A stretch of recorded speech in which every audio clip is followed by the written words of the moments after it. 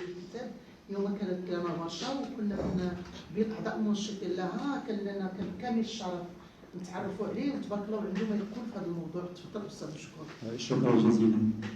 Je vous remercie beaucoup pour cette belle journée qui m'a permis de m'ouvrir sur le chercheur sur un sujet qui est d'actualité, un sujet qui fait davantage l'intérêt de toutes les académies. Je suis ravi aussi d'écouter M. Mazouz avec lequel on ne s'est jamais rencontré à Paris, mais Mohamedi nous a permis cette belle rencontre alors qu'on a eu le parcours. Il a parlé de son grand-père qui était dans l'armée française pour chasser les nazis, le mien aussi.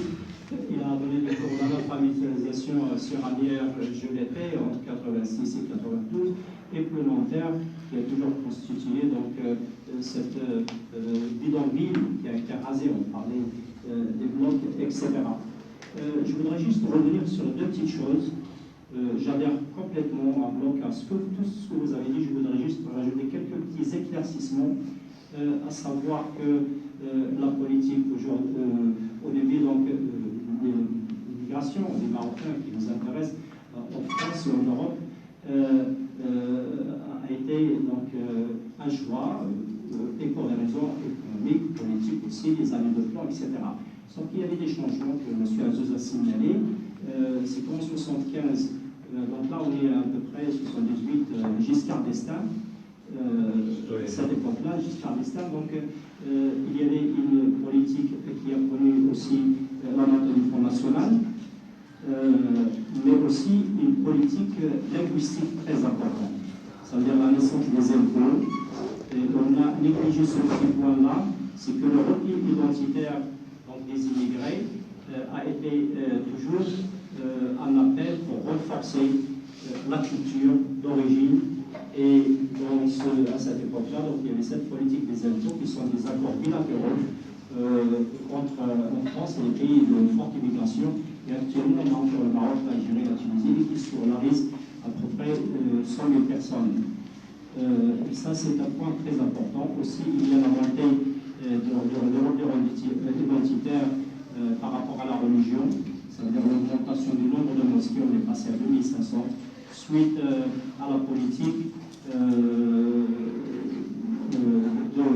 de la France qui a renforcé donc, les règles de l'accueil.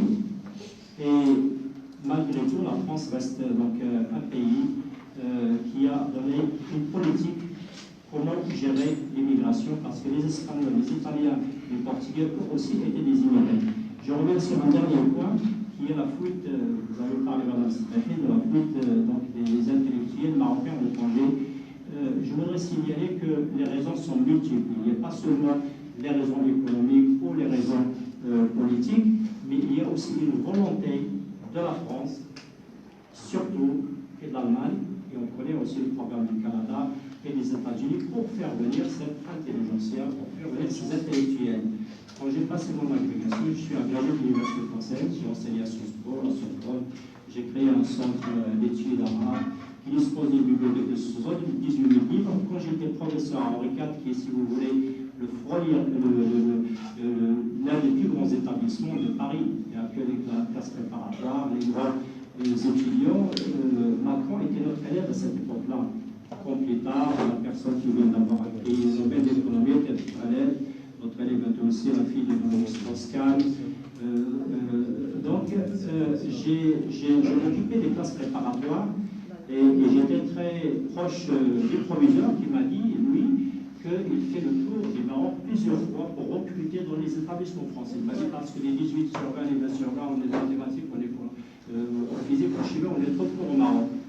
Et l'année dernière, notre centre a accueilli les étudiants.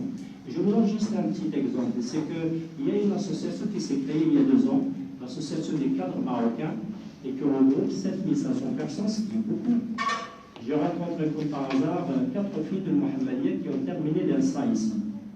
Ils ont préparé un master en France, et juste après le master, ils étaient recrutés pour avoir des postes de décision, avec des voitures de service, etc., etc. Donc il y a déjà une politique, et ce qui favorise cette politique, c'est l'image du Maroc à l'étranger.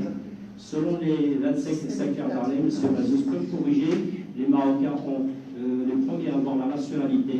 Au niveau du visa, selon les publications d'il y a 2 jours, parce qu'il y a des intellectuels, des hommes politiques qui demandent d'alléger un petit peu les obligations. Donc le Maroc occupe la 3e position, après le Russe et après la Chine. Vous avez aussi le Maroc qui était un pays allié. Et le Maroc, vous voyez la mosquée de Paris qui est l'un des plus grands monuments, a été construit par une famille de Fès en 1926 et ainsi de suite. Donc pour terminer, je vous souhaite vraiment une bonne continuation et je serai ravi de voir les actes de cette belle journée publiés parce qu'on en aura besoin en France. وأنا على يقين حتى أن الوزارة والمؤسسة المغربية ستكون سعيدة بهذا الإنجاز الذي والله بكل صدق أعتبره من أحسن الأيام الدراسية التي استمعت إليها على كثرة التجوال عبر العالم والاستماع إلى كل هذه الأشياء.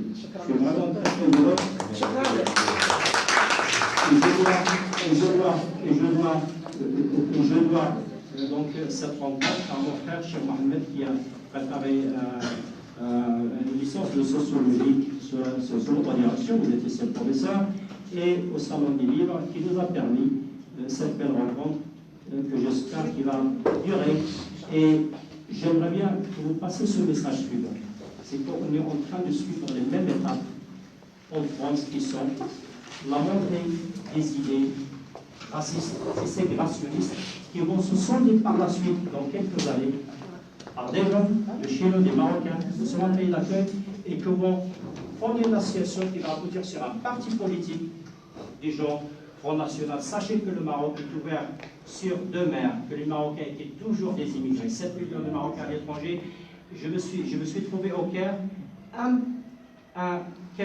Égyptien sur 4 adhère à une confrérie religieuse.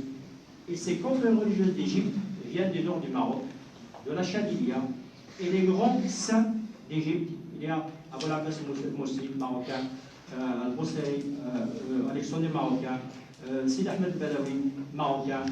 Et les Marocains voyageaient beaucoup. Ils allaient en Égypte. Hajj ne revenait pas. La première croisade en 1848, il y avait des Marocains. Le plus grand, c'est de Sultan Fandanoui, qui est enterré là-bas et qui est l'une des personnes les plus visitées en Syrie, et Mantaqat al-Rabwa, qui parle de ce problème-là. Les Marocains, ils ont écrit 3000 relations de voyage, alors que le monde, vers la Mecque, alors que le monde entier n'a même pas écrit 150. Donc nous devons faire face, parce que nous sommes un pays d'immigrés. Moi, je suis immigré, je suis de nationalité française, d'origine marocaine, et nous n'avons jamais souffert, moi personnellement, d'immigration, parce qu'il y a des lois qui vous protègent d'immigrés. La personne raciste peut être punie. Et là, au Maroc, ça me fait mal au cœur. Je me suis trouvé à Tanger. Il y a 3 Africains qui sont rendus dans un café. On a refusé de les servir. J'arrive avec mon frère de Moulagar, venant de Casablanca, le chauffeur de taxi. Il y avait une Africaine, il m'a dit, vous descendez et vous montez. Je lui ai dit, non, monsieur.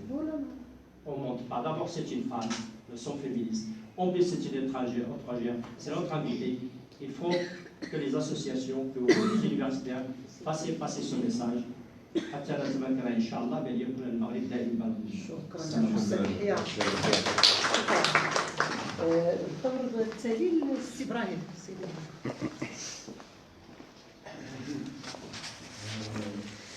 D'abord, je vous remercie de vos interventions.